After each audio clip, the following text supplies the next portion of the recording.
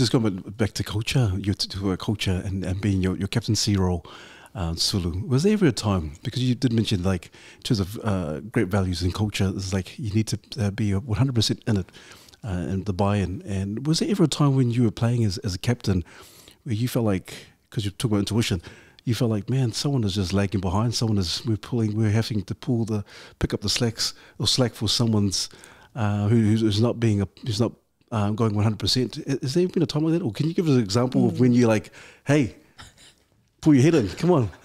Well, other than when it's myself, I think what I always trying to balance, and I didn't do it very well early on when I was younger, is understanding where understanding what's best for the team, so from a bigger point of view, but then also understanding where that individual is at. Whereas I sometimes thought, like, this is the values, this is the standard. You got to hold them to account. That's the right thing to do, and that's all it is, black and white. Like, that's the way it is. But I've learned over time that sometimes you got to have a bit of compassion in there as well. So let's just say the standard is you got to hit a certain yo-yo in our team. Someone might not be getting it. Yes, that's been agreed, that's the standard, but is me nailing that or putting it out there going to help that person? Or do I go to a conversation? Do I ask what's going on? Do you want to train with me? Shall we do some sessions ourselves? Are you keen to come join me on Saturdays? Let's go come with my kids, we're just going to the track. So just understanding different approaches to do it, because often the hard nose is not going to work, especially for females. Why?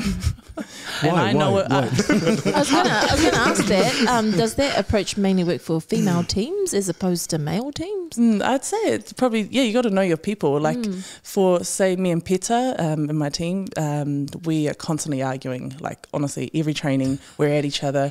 The other girls just look at us and are waiting for us to just throw a punch. That's just the way we operate. But then after the training, we're just laughing, like hugging each other, just having a laugh. So I think you got to know where people are at. Some people are a little bit more emotional or sensitive. But as well, as you knowing, they got to be honest. So I've experienced when some people say they want the hard word, and then you give it and they don't like it, and they think so I think like awareness is a big thing, and you only get that with experience and maturity. But I guess as a good leader, you got to read people and know people, and understand how to communicate with them, how to comfort, or when sometimes words aren't needed, and when they just need space. So work in progress. I'm still learning. I'm still trying to figure out my children. They change every day. But definitely understanding people is a big part of it. Cool. But you definitely do something great, because you led the Northern Mystics to the championship this year. So yeah, well done. Oh, well thank you. They carried us, which was helpful. Thank you. Is it difficult sometimes to? I think I've heard that you described yourself sometimes as awkward. Is it difficult at times to sort of step outside of your comfort zone to be that leader that needs to support, or to be that teammate that needs to offer compassion when that's not something that you're 100% comfortable with? Yeah, that's a very good question. I think awkwardness when I was young, I covered that with a mask. So I probably rooted in me just feeling a bit out of place or trying to fit in just between my birth parents, my grandparents. So just always felt a bit weird or out of place. And so that probably carried itself into the awkwardness and not knowing how to be with like people at school. And so I learned how to put on a mask, and that's how I dealt with it. And so I just acted like I didn't like hugs, or acted like I didn't, I just was quite, to be honest, I was quite weird growing up. But then I figured out how to do things to make, or what people liked, or how to act and talk to fit in and to people please pretty much.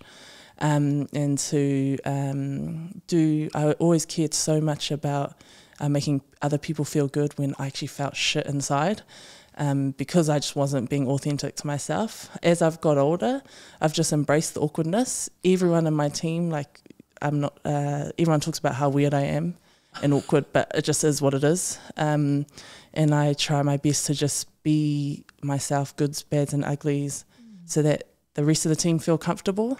And I don't mind if that means I'm the butt of the jokes.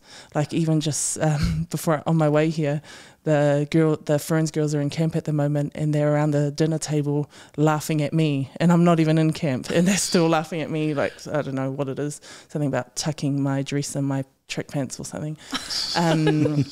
But I think it's really important to like just allow people to be that way. Often, like just especially nowadays, like everything's so PC, or you feel that you need to put your best foot forward, or always look like you got everything together. Like social media, the high standards are so high, and I don't want my kids to feel that way. So I make a really conscious effort to be weird around them, to be silly, and to make mistakes in front of them so they feel comfortable to do the same. They probably just hate it, but I don't ever want them to feel they have to be perfect or they have to be a certain way. I want them to be comfortable in their own skin. Mandate.